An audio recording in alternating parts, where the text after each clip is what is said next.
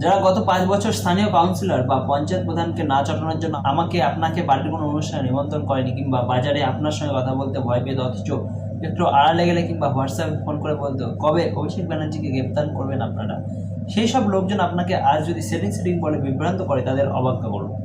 আমরা দিচ্ছি। আমাদের শ্রমিকদা গতকাল ক্যাম্পেইন কলিং মিডিয়াতে পিনেকদাকে দেওয়া সাক্ষাৎকারে বলেছে, সিবিআই ইডি যদি তাদের অফিস বন্ধ করে দেয় কিংবা আজই যদি SIR বন্ধ হয়ে যায়, তবুও আমরা জিতবো এবার। কারণ বাংলা মানুষ সিদ্ধান্ত নিয়েছে।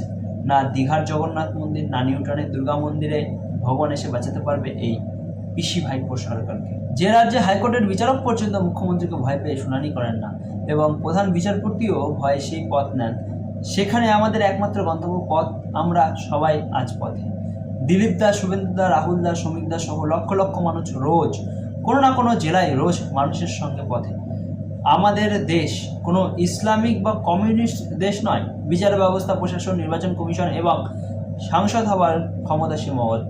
এর মধ্যে সে সীমা লঙ্ঘন করেছে জ্যোতি বসু, মুলায়ম যাদব, লালু যাদব, মমতা ব্যানার্জির মতো নেতারা। কিন্তু মানুষ পথে নেমে বাকিদের যখন ইতিহাস বানিয়েছে, তৃণমূলের ইতিহাস হওয়া সময়ের অপেক্ষা আর মাত্র 90 দিন। কিন্তু তারা তাদের ক্ষমতার সীমা অতিক্রম করছে বলে আমরাও যদি সেই কাজ করি, ভবিষ্যতে ধরে নেমে কোনো এক নায়ককে আমাদের সিস্টেমের মধ্যে ক্ষমতা থেকে সরিয়ে ফেলা সম্ভব নয়। কবির ভাষায় বলি, বন্ধু কুয়াশা সাবধান ওই সূর্যোদয়ের ভোরে, পথ হারিও না আলোর আশায় তুমি একা ভুল করে।